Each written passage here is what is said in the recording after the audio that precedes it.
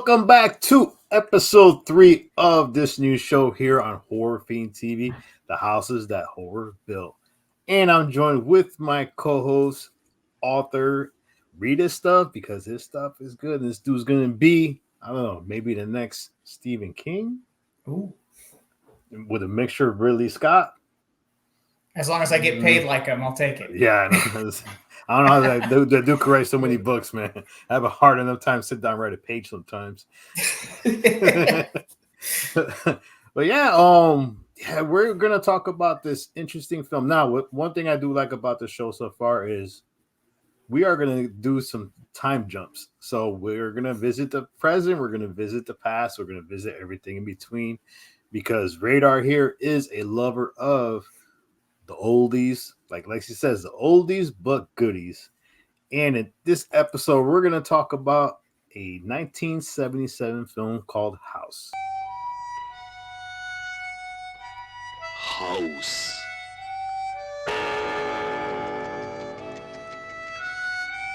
スイート、私あなたを救えなかった。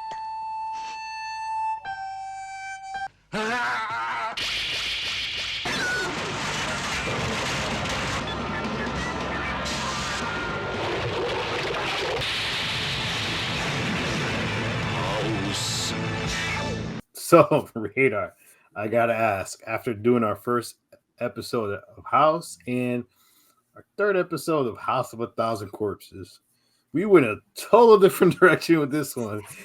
So I gotta ask, what made you choose this particular movie?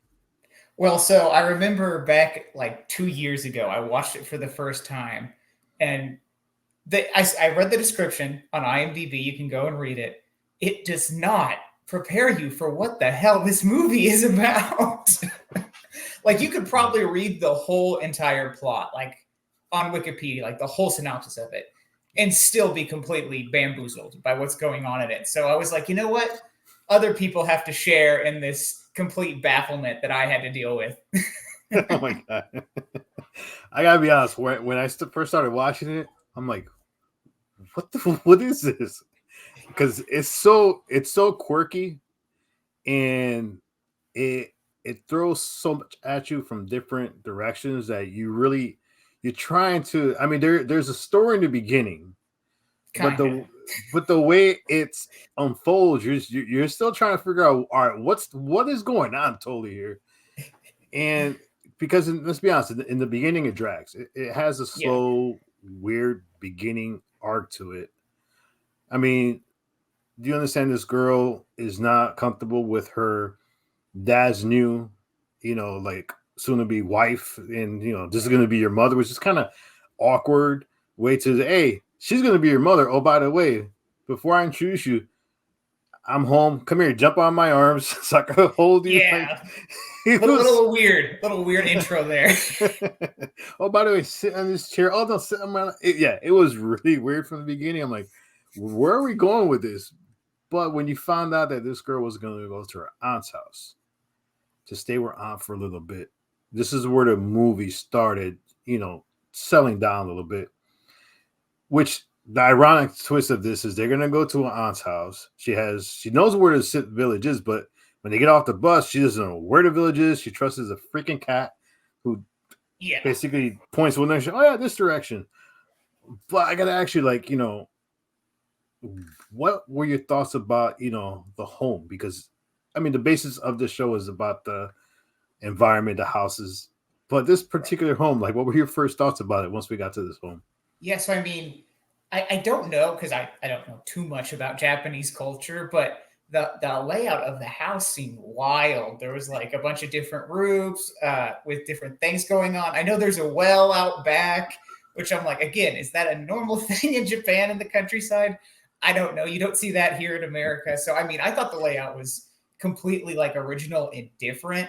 And I think that really helps later on in the movie when whatever happens. What about you? What were your thoughts on the house? When I first saw the house, because when you look at the house, it doesn't really look massive. Right. It looks like just a small, humble abode. Like a normal Mid-sized home. Yeah, but it kind of reminded me of. All right, there's going to be a little sidetrack here, but when Harold and Kumar escaped from Guantanamo Bay, did you see that film? It's been a hot minute. Okay. Remember when they get lost? They're running into the forest and they meet the hunter who goes to the house, and the house looks so small on the outside, but when they go in, it's a freaking massive mansion. Right. It's like Willy Wonka when they go into that hallway and then they come out. It's like huge. They went into this house. I'm like, wow, this house has a lot of rooms. This house is a lot bigger than I expected, and it was just like you get certain things when you walk in the house. Like, all right, you kind of did get the feeling, okay, there's something up with this home. There's something that's going to happen. There's something going on. And for films that are about, I mean, you read the synopsis, it's about a haunted house, but you do get that feeling somewhat in the film, like, all right, this place is haunted. So hopefully we get the backstory, because by the time they're still here, you're still wondering what the hell are you watching? Because it's just one of these films that it throws so much at you from different angles, and you're just trying to pinpoint exactly, all right, where are we going? Where are you going to lead me? But yeah, this film was just freaking nuts, man. Like, I'll be honest, I had to pause it a couple times just to make sure this was the right film we're going to review, because I wasn't sure. Because you told me off the bat, because dude, when you watch this, it's just, I want to hear, when you just told me, you didn't describe, I want to hear what you think about it. It's like, all right, this is, and I didn't watch no trailers. You went blind, which is what you should always do. I went blind, but even reading the synopsis, the film, he's like, this is not what I read. What the hell's going on? I know, it's so funny, because like I heard about it because it's in the Criterion collection.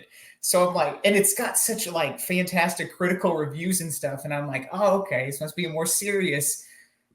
And then, like we said, the stuff starts happening, and I'm going, what? Like when the one friend was out by the well chopping the wood, I had to pause and just was busting up laughing, going like, how is this a movie? How is this happening? Oh my God. Now, the things with this house too is what I found very intriguing is usually when a house is haunted,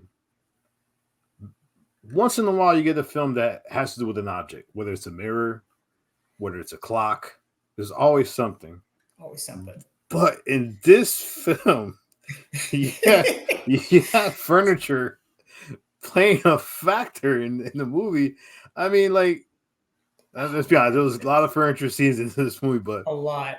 Which, like, furnished piece kind of grabs your attention and how it was used?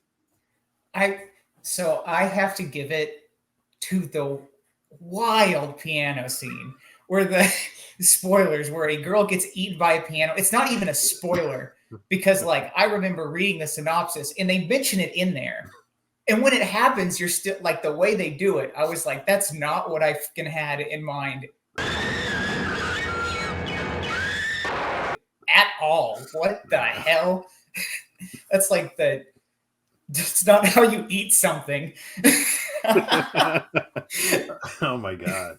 Yeah, that oh my God, the thing is, that scene she was like playing, and that music she was playing on the piano had everybody like in a trance. Yeah. And then she's playing it, she's going so fast. Oh look, I lost my finger. Oh, and she started playing more. I'm like, that scene was wild. I mean, that was I'm sitting there watching it. I'll be honest, I laughed. There's been stuff in this. I laughed. Now, granted, yes, this film was done in 1977. Does not have the CGI of now. We will talk about that later, but that was freaking hysterical. I mean, the limbs flying all over the place. She's inside the thing. Now, granted, she's inside the piano. None of the chords cut her open, which kind of threw me off a little bit. I mean, you're getting eaten by the piano, and the chords have nothing to do with it, which is it's comical. But like for me, now my favorite character in this film was Kung Fu. Kung Fu is so great. If this was a serious horror movie, the only way she would be better is if it was a serious horror movie and she was just the same character. Yes. She's just ridiculous. She was so badass in this, I loved her character. Her character was one thing, very beautiful woman, very beautiful woman right off the bat. They could have went the whole like let's put you in a bikini clad, half naked, which she was in her PJs the whole time, which was even Right. more funnier. But you have this one character who's basically taking on this spirit, and they go fight outside. Now, two pieces of furniture I'm gonna throw in that was just hysterical is I'm kind of glad they didn't kill her off with the phone cord because that scene with the phone cord. I'm like, don't kill Kung Fu off like this. Don't do this to this woman. Don't do her dirty. How did they kill her off? With a freaking light. And a freaking, I'm like, no. And the thing is, the light goes in her head. It looked like a lantern. And then it takes up half her body. Her friends are saying, oh, don't kill Kung Fu fight. Help this woman out. She just went out there and kicked ass. Saved you guys. She had to fight off like 80 pieces of chopping wood. Sentient flying chopping wood. And then to top it off, she gets her torso cut in half. Her torso keeps fighting because she ends up flying, does a drop kick to a cat, and basically, like I won't say destroys the spirit, but stuns the spirit. But I mean, I never expected a freaking light lantern to play a role in killing somebody in the way she. I mean, but that just shows you how quirky this film is. Oh yeah. I mean, it's just like I would love to talk to whoever wrote this film. I mean, it's like, what exactly were you thinking when you put this together? Right. What were you doing? Like, obviously, they must have had some great substances flowing through them when they wrote the script, and they were looking around the room, going like, "What if a lamp could kill someone? What if a piano could do it?" But let's make sure when we do the piano, it's a very long scene.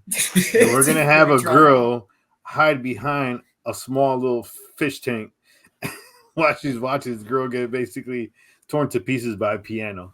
I mean, it is the funny aspect of it is that for a lot of the kills, like when people are present, they're just kind of like watching it happen and going like, "Oh," they're mesmerized by it.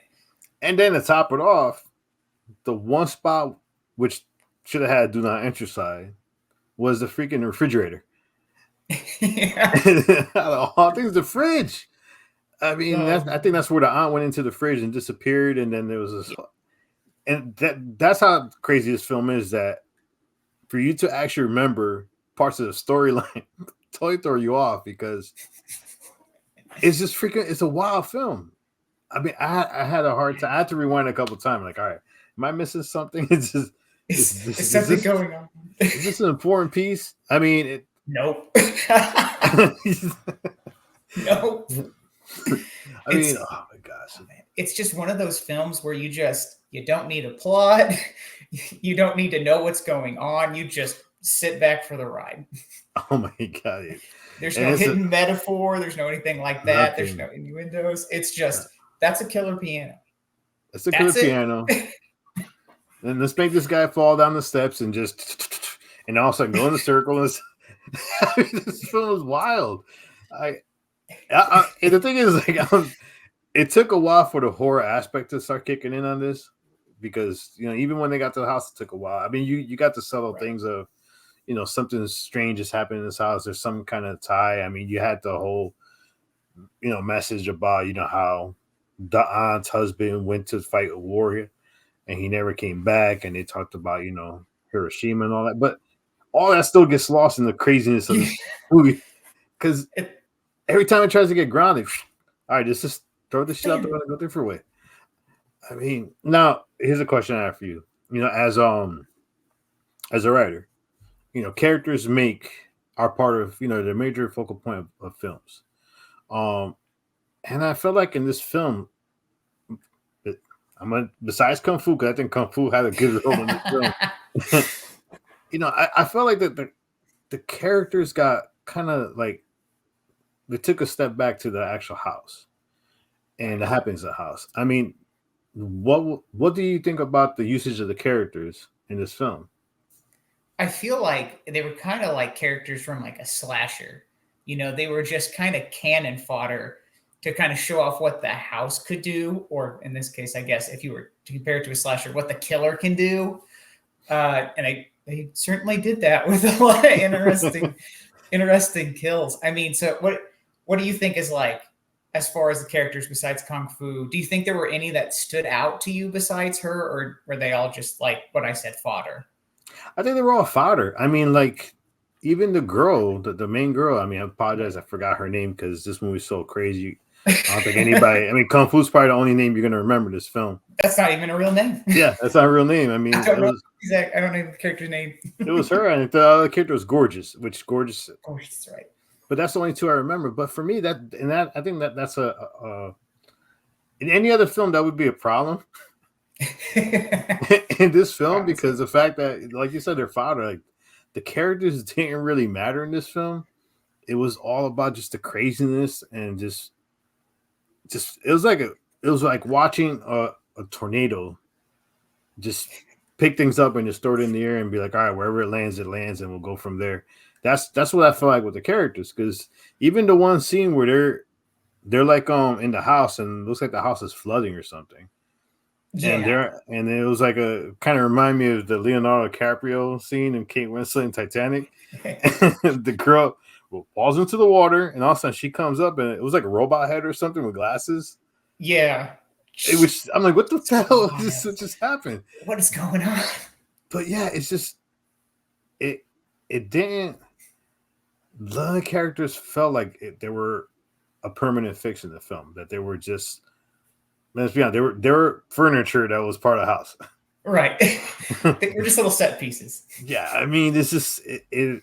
I kind of wanted more of the characters. Like, I'll be honest, Kung Fu was just so awesome. I wanted to know more about Kung Fu because that was her solution to everything. I'm going to fight you. I'm gonna beat it up. Even if I have to kick through a freaking door to go outside. I mean, Kung Fu was bad. Yeah. Oh man, she was so cool. I wonder what happened to her. Yeah, I'm curious to see what other films she did afterwards. I'm gonna go research that after this. Right. Yeah, I was gonna say I'm not too well versed on horror Japanese cinema, but maybe I don't know. All right, so after watching this film, there was a lot of things kind of popped into my head, as far as, because sometimes when you watch an older film, the first question that pops into your head is just, does this film still age well?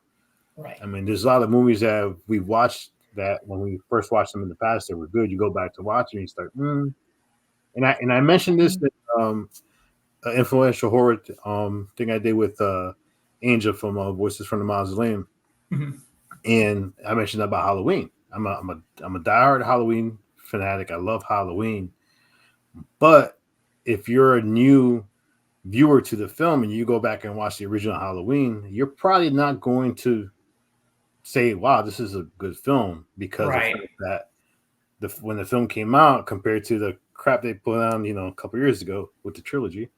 I'm never going to let that rest. I'm sorry. Taking pot shots. But, the audience liked that trilogy because they were not fond or aware of how the original was, or they didn't like the original when they went to watch it. So, we talk a lot about, okay, and I'm not a fan of remakes. Very rarely does the remakes work. But the question I want to ask you is because I do feel like there's a potential in this film, especially with the CGI and some of the stuff we have now. I mean, do you think this film has the potential to be remade with the CGI and, possibly be good, or what do you think? So I think, honestly, I would not want a remake of this because one, it's so wacky, but it's sold because like what they do for it, it's so weird. Like the flying bits of chopping wood flying through the air, and it's like it's not like super well done. They're just flying about. It looks cheesy. And then with the piano scene, they do it in such a weird way of the piano eating her. They got like some weird sort of texture in there with like weird colors and stuff. And it's not realistic at all. I think that's what kind of helps sells this film. And I think if they tried to update it with some CGI, they would just try to make it realistic, and it just wouldn't pan out. But I mean, I I don't know if you have any like different views on that, because I haven't even mentioned practical effects. I know you're a big practical effects guy. Do you think practical effects could make this better? See, watching it, there's certain scenes in this film that I feel like, all right, if it had this a CGI now or had some of the capabilities we have now, it would actually make it interesting. Like there was that one scene where the girls, it was like she's sitting in front of a TV, and then her whole body starts going into almost like a TV, like like her whole body started turning red, which is kind of weird. I'm sitting there like, oh, dude, what the hell, and wondering, all right, now with this, effects we have now, how would that scene actually have looked? Right. And the cat with the eyes turning green kind of kept throwing me off every time. But once again, with the effects now, how would that work? I mean, I agree with you that this film was done on purpose the way it was done, and that's why it makes this film unique. But at the same time, is like I'll be honest, I am curious because I do feel like there's certain things in this film that, if done now, as long as they keep the quirkiness, that you have to keep the quirkiness. If you try to change it, if you try to change it and make it serious, you're gonna have a serious problem. But like, how would the piano scene look with the effects now? How would the scene with the freaking phone cord, the freaking light lantern? But there's one scene I would say that for its time, it looked great the way they did it. And it was I forgot the name of the girl, but she was inside the clock, the old clock, and then it started twirling, and then all you see is this blood. Yeah, that one was pretty sweet. That one pretty was well done. And the certain blood scenes they had were, like when the eyes bleeding from her chest. Like, wow, that looks pretty cool.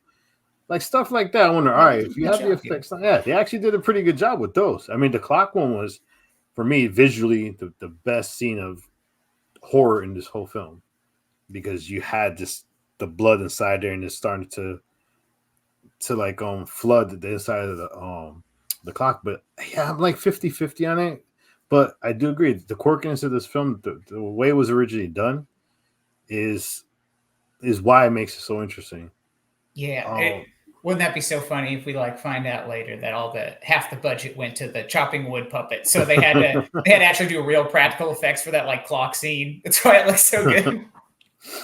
All right, so I have a bonus question for you that I did not bring up. I did not put it into the format because I was curious of your take on this. Now, watching this film. Now, this film came out in 1977. Right. Came out before Evil Dead. But when you're watching this film, you get that Sam Raimi kind of the way Sam Raimi makes films. And I actually did some research, and there was a guy named Tom Russo who writes for the Boston Globe. And it was an opinion piece he did. And he basically stated that he thought that Sam Raimi's style was a copy of the style of this film and how he makes his films. Interesting.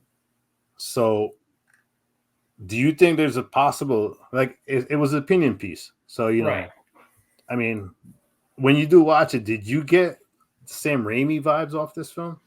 Now that you pointed out, it seems like, that sort of sentient furniture or items doing weird stuff definitely shows up in Evil Dead 2. Mm-hmm. It makes some slight appearances in Army of Darkness, but that's definitely a key point of Sam Raimi's more wackier horror movies. Yeah. And I can see the definite connection, especially since Evil Dead 2 came out 10 years after this one. So, yeah. And Sam Raimi's a lover of cinema, so I'm sure he had plenty of time to go and watch it. Do you think that because Evil Dead 1 is more straight horror, do you think that he was influenced by it for Evil Dead 2, and that's why there's the difference? I feel like he was. I feel like, when he made Evil Dead 1, let's be honest, Evil Dead 1 is not a film that you would think would set off the cult classic, which actually it was Evil Dead 2 that made it a cult classic because of the quirkiness and the creation of the Ash character, even more in depth with the struggles he had in the place. So I caught that. I just felt like I was watching a Sam Raimi film a lot. And I do think that Sam Raimi, he might have watched this movie and, he's not going to say, I copied some of the way this film is or or it inspired me to do the way I do my style. But I mean, even the scenes with the skeleton in the background who happened to dance a little bit. Um, the way the floating head came out, I think it bit the girl in the back or something because the Yeah, girl. like, or maybe it was on the butt. I think it was on the butt. Just Yeah. got bit on the butt. Yeah, but you get that Sam Raimi vibe when you're watching this film.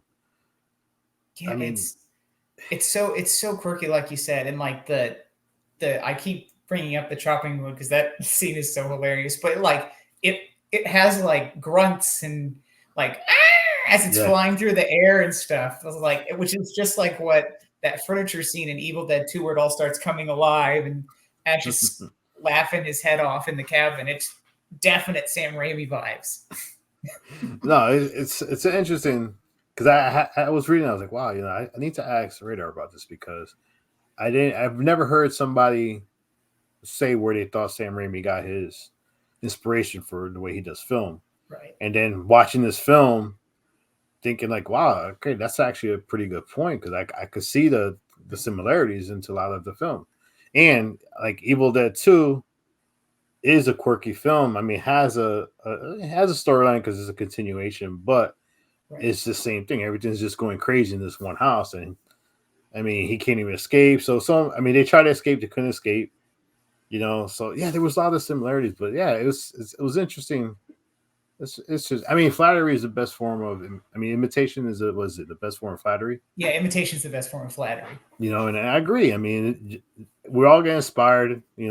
Whatever it is we do, whether it's writing, filmmaking, there's always something that inspires us that we want to take from a predecessor, somebody who did it before, and try to improve upon it. But yeah, I mean, I do see the similarities. And, if Sam Raimi ever came out and goes, yeah, I was watching this show on Horror Fiend TV. But yeah, I mean, he goes, oh, these guys, ask the question and, I'm going to respond to them. But hey, Sam Raimi, if you ever watch this, let us know because we're curious, if this film inspired you. But yeah, I mean, this was a crazy pick, Radar. I gotta admit, I did not see this shit coming, man. Oh man, it is so wild. I'm so glad I got to drag someone into watching it with me. It's an experience. So everyone out there, if you haven't watched it, I'm sure you probably haven't.